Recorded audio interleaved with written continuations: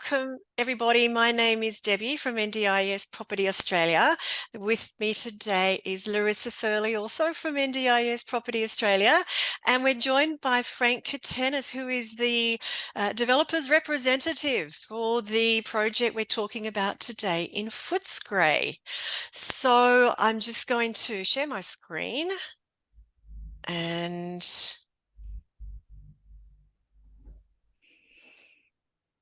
can you see that correctly, everyone? Yep.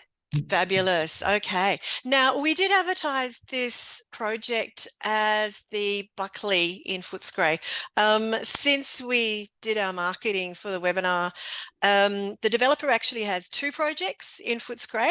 The one that we're now going to be talking about today is, in fact, Gordon, in Gordon Street. And the reason being is that it actually achieved its DA and it's ready for contracting now, whereas the Buckley is still going through the final DA, won't be ready for a few more weeks yet. So we've been asked to actually focus on this particular development. They're both very similar, 15 apartments in a standalone complex, but it'll be the Gordon Street project that we're covering today. So I think just firstly, a disclaimer, obviously, please seek independent advice from your specialist advisors before investing in SDA. We are recording this presentation and everyone will get a copy of this recording. And as I said, if you've got any questions, please just pop them into the Q&A box at the bottom of your screen. And we will either answer them as we go or at the end of the presentation, we'll have a little Q&A. So I'm going to just lead in with a little bit about the session today, about us, about Footscray. We'll touch on the demand and the supply in Footscray, a little bit about apartments, why apartments, and then we're going to have Frank talking about the development and why this is such a good SDA investment. NDIS Property Australia, if you're new to who we are, if you're not one of our clients, we are predominantly advisors and consultants in the SDA space. We're based in Brisbane, but we do work across the country. We have a team of 24 currently who are helping us do all sorts of wonderful things in this area. We have a podcast that if you haven't come across the SDA Housing Podcast, I would highly recommend jumping on and listening to some episodes there. It's all about giving out information and educating people on SDA, the SDA space in Australia. So, Larissa, over to you. No, thanks, Debbie, and hello to everyone on today's webinar. Thanks for joining. I will be chatting about some really interesting data that I've pulled just generally on the area where the projects are. This data is more just general data. It's not SDA data. I'll let Debbie cover the specifics of that. But what we're looking at the moment is a map of City of Maribyrnong. This is actually the local council area where Footscray, where the projects that we're about to talk about are located in. Now, some really interesting data that I've pulled up for this is that the City of Maribyrnong is actually responsible for 6.6 billion worth of gross regional product, which is a substantial 1.32% of the state's gross product. So what this actually indicates is that this particular city is a significant economic player within the state of Victoria. The population of this local council area is over 91,000 residents. Local jobs, there's around 47,000. And what's really interesting, which will link back to specialist disability accommodation, is the largest industry by employment is actually healthcare and social assistance. So you can see how health is a pivotal part of this local city. So basically, look at the high notes for this in summary. It's a thriving healthcare-based local council area.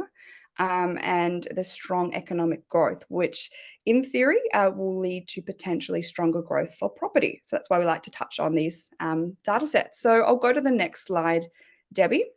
Now, of course, we came here today to learn about Footscray.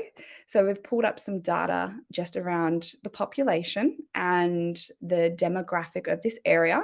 So as you can see, Footscray, it's a relatively small area. So it's actually 5 square meters or square kilometers, sorry, square meters would be quite small. But the population within that area is just under 20,000 people. So the density for this area is extremely high. And it's probably really good to note with the type of people in this area in terms of the ancestry composition. There is people with English, Australian, Irish, Vietnamese, Chinese, Scottish, Italian, Indian, German, and Greek background. So it's a very great cultural area located in Footscray. And just next slide.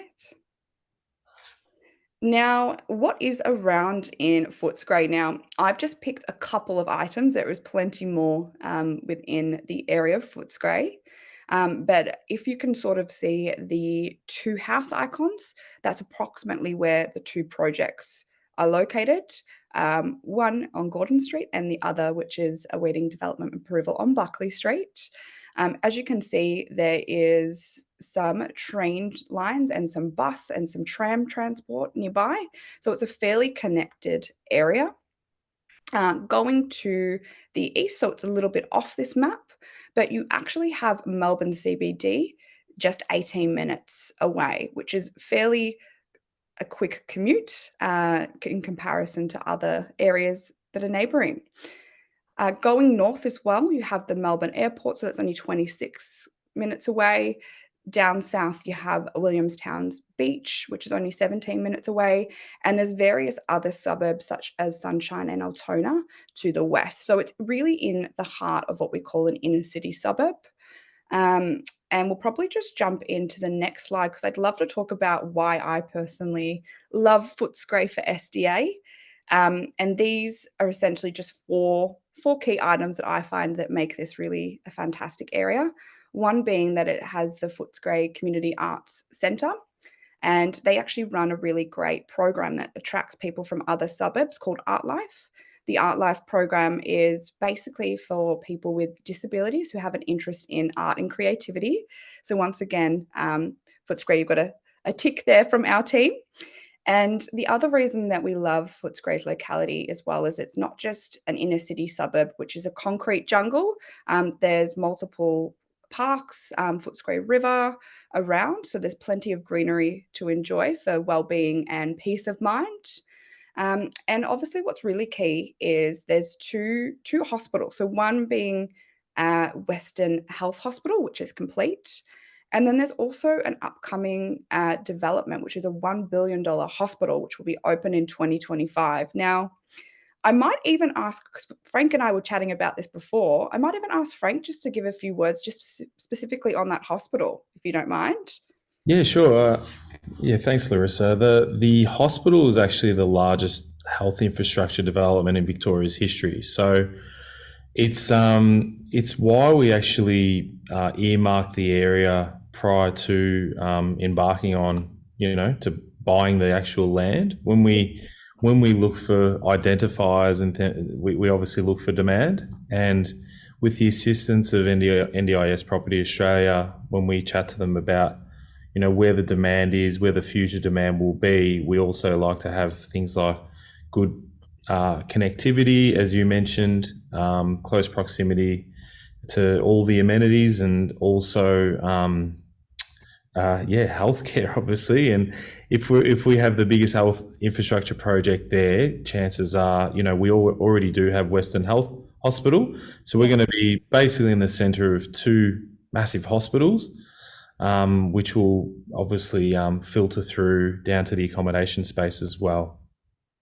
No, fantastic. And I think for anyone that doesn't quite know Footscray, it's a combination, I guess, of the best of both worlds. So you really, as you can tell from the previous slides, it's got the bustling sort of healthcare centres in the industry within a lot of workers. It's a key industry for the city of Maribyrnong. We've got the huge $1 billion hospital opening, and we've got so many key points of interest that participants that want to live in the area can enjoy as well. So it gets a really big tick from a convenience and also having all the different parts that participants need throughout the day. So look, that's a little bit around Footscray. I might pass it on to Debbie to actually talk around the demand numbers. Sure. Thanks, Larissa. Okay, so I've put together this little map just to explain what we're actually looking at here. I normally talk about areas in terms of the SA3 and the SA4, the Australian Bureau of Statistic regions. SA3 is the smallest area that we get data for. SA4 is where we get a lot of the data for as well. It's not broken down any more detailed. However, in the case of Footscray, it sits in the Maribyrnong SA3, this green area, which is part of the Melbourne West SA4. Now, it kind of becomes a little bit irrelevant because there's been so much SDA development in the outer areas, the Melton, Bacchus Marsh and the Wyndham areas of Melbourne West, which is way out here. So it kind of skews a lot of the data. So I've really just looked at the SA3 data, and I've also brought in, because of its proximity to the Melbourne inner SA4, which is this dark blue purple area, I've looked at the Essendon SA4 and SA3, I'm sorry, and the Melbourne City SA3. So just a little bit of information on the data I've extracted to get these figures. So very simply, I've compared the supply and the demand. And so combining those three areas together, you can see that probably around about 55–60% of the participants with SDA funding in each area are residing in an SDA, and the balance are not, which means they have got SDA funding in their plan, but it's not being claimed. There are, on the supply side of things, a total of 165 places. But you can see that 40 of those places are in group homes. Now, we know that the NDIS is going to phase out group homes in the future. They've realized that they don't really work, and then they don't give participants the choice and control. And we really want those places to be in new build, fit for purpose, smaller residences. So that's a very quick look at 193 participants in total, competing for 165 places, of which only 125 are in new build homes that are 1, 2 and 3 resident. Now, looking at what participants are looking for in this area, again, I've combined the 3 SA3 regions, and I've gone to data that we have sourced from the Housing Hub. Housing Hub is kind of like a realestate.com for disability homes, and they put out some very comprehensive reports on not only the general supply and demand, but also on what seekers are searching for on their website. So this is coming straight from that. And I think it's really interesting to note that in that first slide there, 40% of participants are actually seeking a single residence property. And you can see there that 1 bedroom and 2 bedroom dwellings, so whether it's a 1 bedroom apartment or a 2 bedroom apartment or a villa, make up 65% of the searches on Housing Hub. And the last thing I pulled out was information on the desired category. And we've got there that that comes to 69% of people are looking to live in either high physical support or fully accessible. And that leads straight into, I guess, indicating the desirability of these high physical support apartments in Footscray. So just a last note on the data, and that is that This snapshot was taken from a report that was released by the NDIS last year, their demand projections, SDA demand projections. And if you can see the top three there are in Victoria, Melbourne West, of which the Maribyrnong SA3 is part of, and Melbourne Inner, of which Essendon and Melbourne City are part of, are the top two areas in terms of percentage of growth demand over the next 22 years. So we can see there that the NDIS is projecting massive, massive growth there, which means that whatever the demand is at the moment, it's only going to go up, continue to go up. Just a bit on the apartments side of thing. A lot of people we speak to are like, well, how does that work with a participant in an apartment? It has got to be 2-bedroom because the carer has to live with them. Doesn't work that way. We always recommend 2-bedroom apartments, not so that you can get 2 participants in the apartment. That is a relatively rare case, and you need to have a much larger apartment for that. But participants may have family members that they wish to share with or have visit. They may work from home and they might want to set up as an office. They may wish to have a space for their individual carer or support network to have somewhere to stay. So basically, all of these apartments are single tenancy. Most of the apartments that we do sell across the country are single tenancy. That is the preferred option. It also comes down to density restrictions, which I'm not going to go into today. But needless to say, as we saw, single tenancy is a very desired option for a lot of participants. And basically, an overview, apartments are suitable for participants who wish to live on their own or with a partner or friend, provided that they can be safe on their own for a few hours and can reliably let someone know if they need support. This model can work well. With the inclusion of on-site supports, which is OOA apartments within the complex, they have access to 24/7 on-call support. So what is OSS, on-site supports? It is support for tenants in SDA apartments. It's generally a combination of their own individual support with their individual support provider, their SIL, and the on-site supports available 24/7 by staff located in the OOA, which is available to all SDA tenants in the complex. So just a little bit of an overview of how it works. So they might have their own regular supports come and be with them during the day as required, but they might not need overnight support. They might just need access to emergency if they have a fall or for whatever reason they need to call someone, and they've got access to call the on-site supports in the complex who can then come in and assist them as needed. So that is sort of a bit of an overview of the demand and what apartments are all about. And next we're going to actually talk about the project. So Larissa. Yeah, definitely. Well, look, I might just ask Frank a few questions, looking at it probably from an investor's lens. So pretend, Frank, I'm an investor asking you all about the project. Could you just tell me a little bit around this particular project, who's the developer, and a bit about their past track record? Sure. Thanks, Larissa.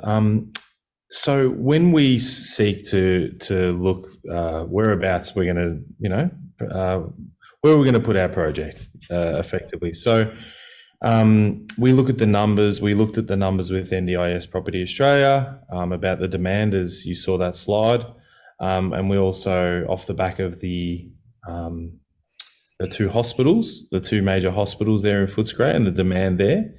But we also like to look at the amenity side of things, like High Point Shopping Centre is actually the biggest shopping centre in the Northwest Corridor as well. So there's a lot at your doorstep there, and connectivity and train stations and buses, freeway access, all those sorts of things. So it ticked all of those boxes in terms of for an investor.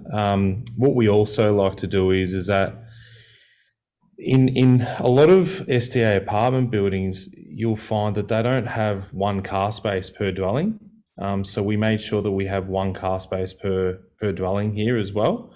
and this is a purpose-built specific SDA apartment building. So what that means is that we have 15 two-bedroom SDA apartments, a high physical support, with two carers areas as well. So because we have the 15 car parks as well for each apartment, it effectively means that, you know, for an investor, you've literally got, you know, it's literally it's open to everybody. It doesn't have to be specifically for someone with disability. However, you know, it's purpose built for it. So the developer has been, you know, in the industry for over 20 years. Oh, wow. He's actually the builder and the developer on this project, which means that, you know, a lot of the discussion around builders, you know, their construction costs going up and all of those sorts of things. Well, what happens here is that if the construction costs go up, they can be absorbed within the development profit. So it's a much safer investment off the plan for the investors. And Barbet James Homes, that they've done, you know, they started off doing townhouse, residential, luxury homes, apartments, and now, you know, they're doing specific purpose-built SDA projects at the moment. So, and obviously all of the with the project as well, we try to limit the amount of owners corp and fees that you'll get. So what you'll notice is there's no basement car park here. So we don't have the roller doors and, you know, mechanical devices and all those sorts of things in the basement. And also we don't have swimming pools or gymnasiums and all those sorts of things. So we've really been able to limit the expenses or the outgoings for the investor in that regard. And the only thing that's really mechanical is the lift, pretty much. So, you know, and there's no combustible cladding or anything like that because we've had to design to today's standards. So everything's very low maintenance. Yeah, and just on that, so could you tell me about, so how many levels is it as well? So I believe the lift won't be going up multiple stories anyway. There's only a couple of levels. Correct. Yeah. Well, I always say to investors anyway, the more boutique, the better. So, Yeah. you know, the fact that there's only 15 apartments there, it's a very boutique block. You've got ground 1 and 2, so there's 3 levels, including ground. Yeah, so it's you know, you literally park undercover right at the front, as you can see in that photo there, in the Undercroft, and yeah, it's a really efficient project. You have the tram right in front of you as well, the tram access. So yeah, that's in terms of ticking the boxes for investors. It's always location, demand, and boutique, I say. You know, because as you know, as everybody will tell you, in terms of with the SDA and the high physical, the rent that you'll achieve for the apartment for a single occupant as well, it makes sense from an investor's perspective. No, that's fantastic. So you've covered off, so it's builder developer, so that gives the buyers a bit of comfort around the builder's background, and they've been a reputable builder, as you mentioned, for the past 20 years. Yes. I'm really interested to know, so how long's the construction roughly going to take? And is there any triggers to getting construction started? Yeah, there is. I mean, like anything, you do require pre-sales. So 12 pre-sales is what they're requesting. So once we hit that, which we envisage to happen within the next, because we're just launching the project right now, so within the next 4 to 6 weeks, we envisage we'll hit that target, and you know, it's shovel ready straight after that because we've already got the engineering and the working drawings and everything ready to go. So we can literally be we're shovel ready in 2 months, and it'll take roughly 12 to 13 months to build. Oh wow! Because there's no excavation with the basement. Yeah. It's literally just a 3-level building. Yeah. Yeah, because when you think about the opposite to apartments being like house and land, they roughly can take anywhere from 10 to 12 months. So you can actually get an apartment in relatively the same time frame because of how it's been designed. Yeah, a lot of the time in apartment projects, it's spent in the ground at the very beginning. So we've avoided all that. And that's why we've made it an efficient, like with this particular project, because the land is very wide, we could have fit a lot more apartments on there, but we chose not to go down. We've made it podium parking on ground level, Yeah. just with the 15 apartments. So it's a very efficient scheme and it keeps it very boutique. Now that's really, really great, Frank. And is there any other parts that you'd like to mention about this project? In terms of like what's around the street, you mentioned that there was a tram across the road. Yeah. Is there any other key points that you see are the reason that the developer picked this particular project? Yeah, well, I think with Footscray being 6 kilometres from the CBD, that western corridor there is literally where all the growth is being had in Melbourne. Mhm. Southeast to do these particular projects, you're going to have to go a little bit further out these days due to the land prices being quite a lot higher. So what we try and do, you've seen the demand figures there. We try to stick to the areas where the demand is, but not with the price tag of CBD Melbourne, if that makes sense. So we've managed to just try and keep the cost, the end value down, comparative to the rent that you're going to achieve as well. But in terms of the amenity, yeah, as I touched on, High Point Shopping Centre is massive for that area. You've got everything, high-end luxury brands. You've got the Apple stores of the world and all those sorts of things. So being in between Maribyrnong and Footscray proper, it's and all of the hospitals around, it's such a dynamic area, and as you mentioned, it's very multicultural as well. So literally restaurants everywhere at your doorstep. You've got the Maribyrnong River, which is literally just a short stroll away. So yeah, it's a lovely part of the world because there's walking tracks and all those sorts of things as well, and you're actually very, very close to Flemington Racetrack as well, where you'll have the Melbourne Cup and the Spring Racing Carnival obviously is underway. So you're within a couple of kilometres of that as well. So there's plenty to do there. Oh, that's fantastic. And probably just before we wrap up, so you did mention as well a big part of picking this was the research, and you used the team from NDIS Property for the report. So obviously Yeah. this has all been designed and purpose driven based on those reports. Yeah. Correct. Yeah. I mean, I think a lot of developers these days, they don't understand the industry and work with the professionals. What we try to do is work with the professionals to make sure that we do have the right information from the get-go. No use putting an apartment project in an area where it's not needed, right? So we're literally, I think, with the demand and the numbers and the future numbers as well, I think these tenancies will never be vacant. Yeah, I think it's a fantastic area, and just probably highlighting all the great things around it, and being quiet in a city, but obviously just out of Melbourne CBD. There's not too many projects in general, let alone apartment projects that are SDA in the area. So I think, yeah, it's been great to hear from your ears and eyes exactly why you picked this.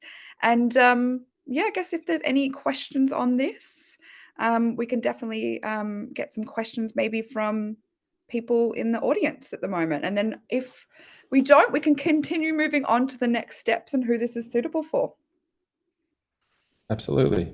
Yeah. Yeah, there Is have there just any been a few questions on the questions project? come in that I have actually answered from Harry regarding most of them have been answered anyway. Okay. But is the whole building SDA? Yes. Yep. Who funds the OSS, which was not actually covered. That is, there's 2 OOA apartments, and generally what happens is they are rented by individual SIL organisations. So they basically they're renting the apartments and providing the on-site supports to all of the participants living there. And he's also asked, will the valuation be near the end of the build? Correct. Your valuation will come when you apply for finance, close to completion and close to settlement. Okay. Another question has just popped in from Ashok. How many visitors car parks? We don't have that. There aren't visitor car parks there. They weren't required because we're in an activity centre as well, and due to the public transport literally on your doorstep, there isn't any public visitor car parks on site. However, there aren't restrictions in terms of parking in the side streets surrounding. So there's plenty of parking for any visitors that may require to park around there. Fabulous. And Ashok, can we see a copy of a unit in plan view? I'm actually going to very quickly jump out of here and jump into, I'm not going to go through our information memorandum, but I'll just show you what it looks like. Bear with me here. And I will just share that particular page.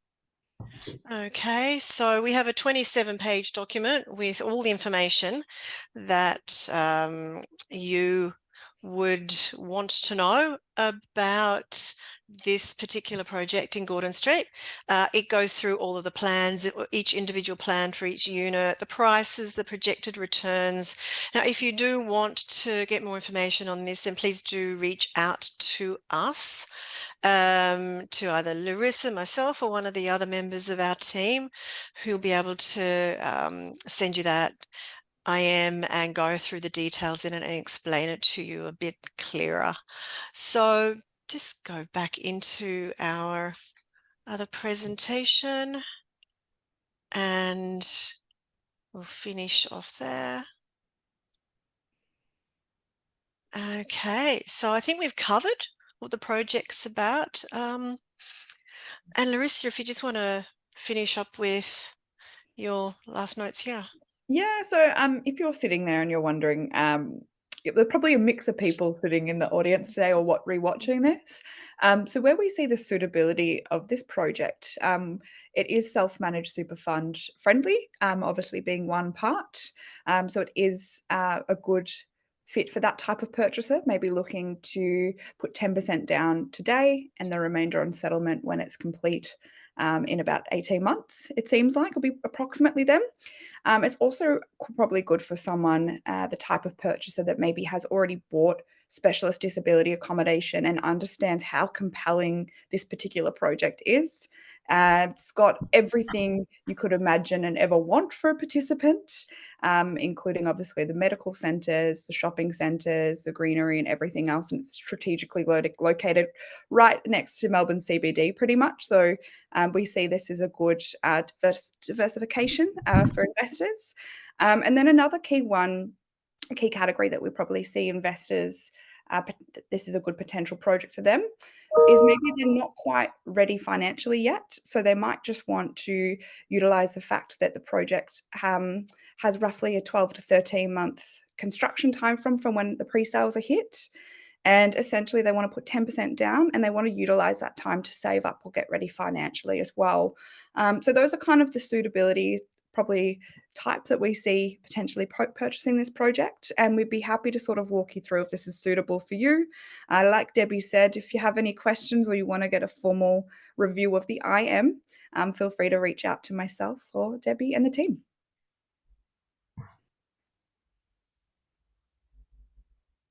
Beautiful. Now, sorry, I was muted then. I was chatting away. Yes, that wraps up the presentation. So if anyone has any more questions, just quickly jump them in and we'd be happy to answer them. But in the meantime, we did have a couple more that were answered, such as, is it SMSF friendly? Thanks, Ian. Yes, obviously. We just touched on that as you popped your question in. Pricing. So Frank, can you just give us a quick rundown on the various prices for these apartments, just roughly?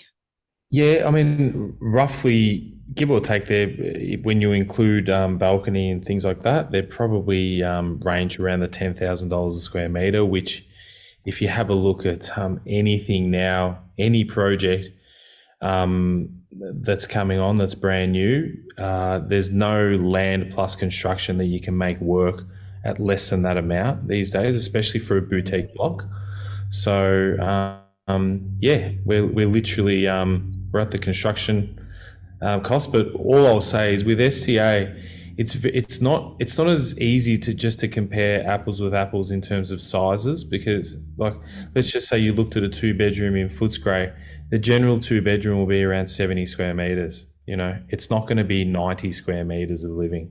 So that's all I ever say is that the construction cost and the size of them actually reflects the price as well.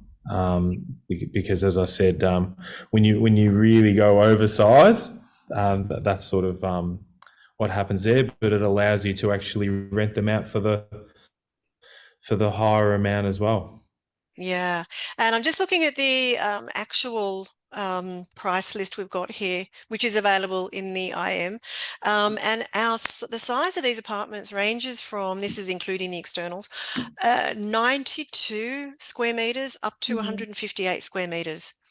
So, and the internals ranges from, I think, 86 up to 100. So as you can see, they're decent. They're a really good size for an apartment.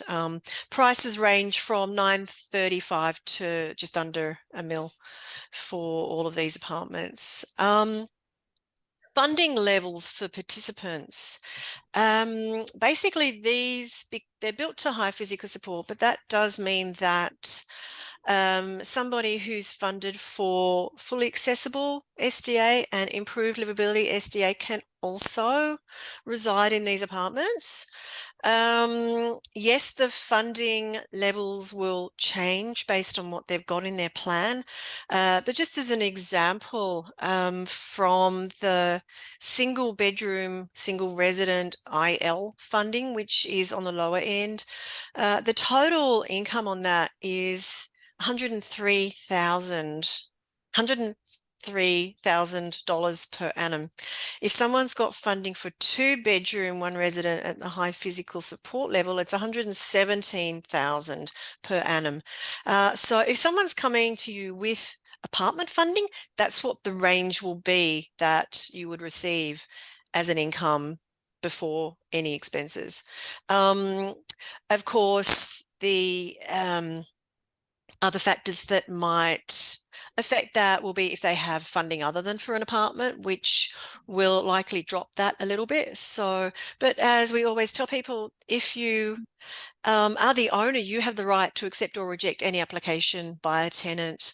And there's a lot of complications that go into the funding that they have and how that affects the income you get. And that's something that you need to discuss with one of our advisors for sure.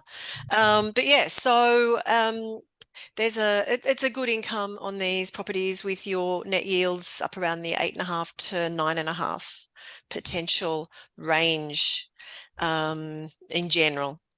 So, okay, we've had someone wants to have an IM. John, hi, how are you? We will give you a call and send that through to you.